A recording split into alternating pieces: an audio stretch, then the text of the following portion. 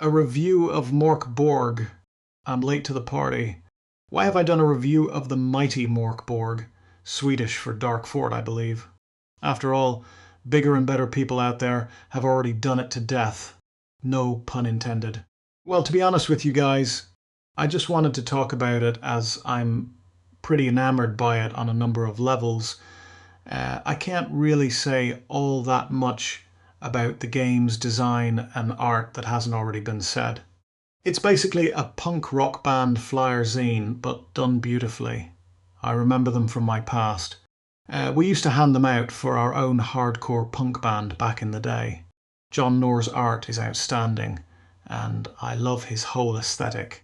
His scrawly style just drips with flavour and sets the tone for the whole game. Actually, it's a fantastic showcase for why art and style really matter. The game hits home for me in many ways. One of which is the old school mentality, where the rules do their job succinctly and just stay out of your way.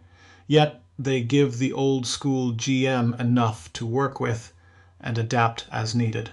So there's no micromanaging a load of cumbersome rules or having to rummage around a 300-page rulebook, which I hate, by the way. Those who like old school D&D will feel right at home here, despite the few differences. For example, there are only 4 attributes or abilities, as they are called in MB.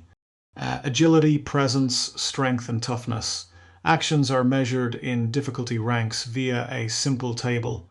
Tests, as they are called, are made by rolling a d20 and applying one's ability modifier. Rolling over the DR or difficulty rating means you succeed. Also, by using a universal table, you can adjust the difficulty exceedingly quickly and intuitively. So that means the game's mechanics are very easy to pick up, especially for someone who's new to role-playing, although they may be a tad perturbed by the subject matter. LOL. The setting is pretty sparse and takes up very little of the book itself. But what's there is dripping with doom metal flavor. Each of the locations is not detailed at all, but each has their own distinct vibe once entered.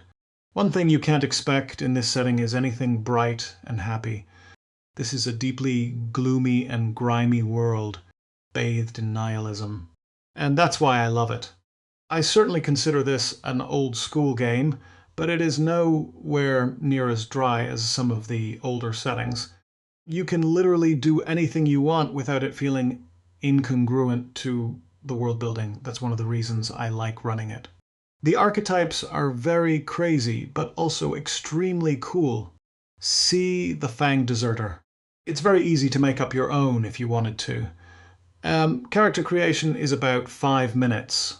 There's also a sort of luck mechanic called omens. This can save one's character from imminent death or disaster, so use them wisely. So what's not to like, right? Well, the problem is that this game's strengths may also be its weaknesses depending on one's taste. I mean, I suspect that there will be a fair amount of players and games masters out there who might think the game's world building and atmosphere is too gloomy or dark. Or that maybe that the lack of setting details or comprehensive mechanics may be frustrating, etc. And some heretics might not even like the gorgeous layout and find it hard to navigate. Heresy, I tells you? But on a more serious note, this is just down to personal taste. I mean, for me, these factors are all positive because I can flesh out the world as I see fit, and the mechanics do what I want them to do, and I can modify anything very easily should I wish to. Also, did I mention that I like the game's tone yet? LOL. Okay, so we've established that I'm a bit of a fan here, but there's a whole other side of this game too, and that's the area of third-party content. The guys over at Stockholm Cartel have been very generous with their licensing system too, for people who want to make extra compatible content for Mork Borg. See their site for the full details in case you're interested.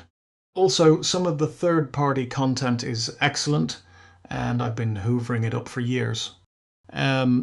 given the modular and compatible nature of Mork, you can easily integrate some of these products into your own Mork Borg worlds.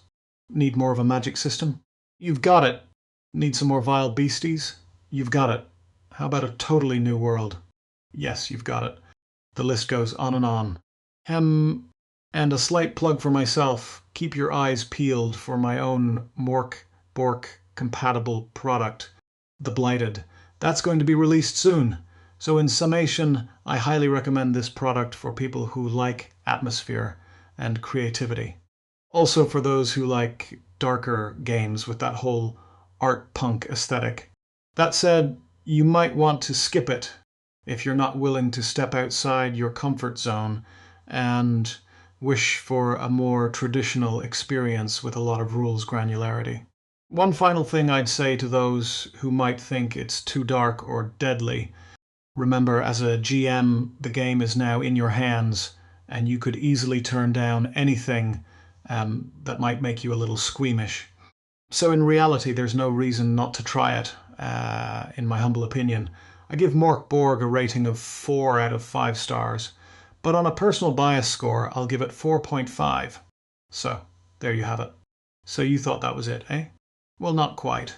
I should finally point out that there is a very cool Discord community, very helpful and insightful guys over on the official Mork Borg Discord.